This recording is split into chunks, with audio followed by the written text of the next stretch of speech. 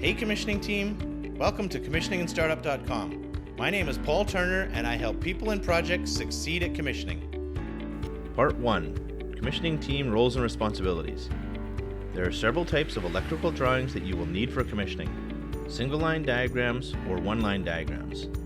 Electrical commissioning plan. This is a high-level document that defines how the electrical subsystems will be integrated into the project. The PCP defines what each subsystem is comprised of, how they will be received from the construction team, and the sequence of how each subsystem will be received. The commissioning sequence is important to all project stakeholders since it determines the construction priorities and therefore the design priorities. Therefore, the right meetings are very important during commissioning. It is important that safety procedures are developed in advance of on-site commissioning activities. The deficiency tracking process is an important part of commissioning, and this process should be established early in the project during the construction phase. Some forms of commissioning are fairly detailed and specific, and may require special tools for commissioning the equipment in the field. Testing starts as early as the procurement phase of the project. When vendors are manufacturing the specified equipment, they will be conducting testing to verify that equipment meets the specifications prior to leaving the factory. Mechanical completion is the point in the project when installation is complete and subsystems are handed over from the construction team to the commissioning team.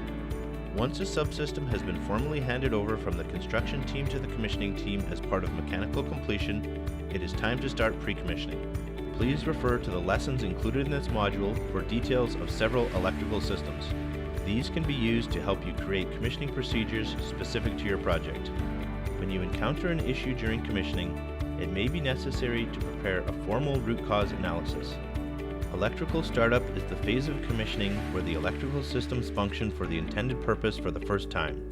Documentation must be organized and complete in order for the operations team to be able to find the information they need. Once the project is placed in service and the provisional acceptance certificate is issued, the warranty phase of the project begins. Gas-insulated switchgear performs the same function as air-insulated switchyards with a much more compact design. This is an example of two 35 MVA hydraulic generators that produce power at 11 kilovolts. The startup plan included with this lesson outlines the steps to take for startup of wind turbine and generators and the parameters to measure at each step.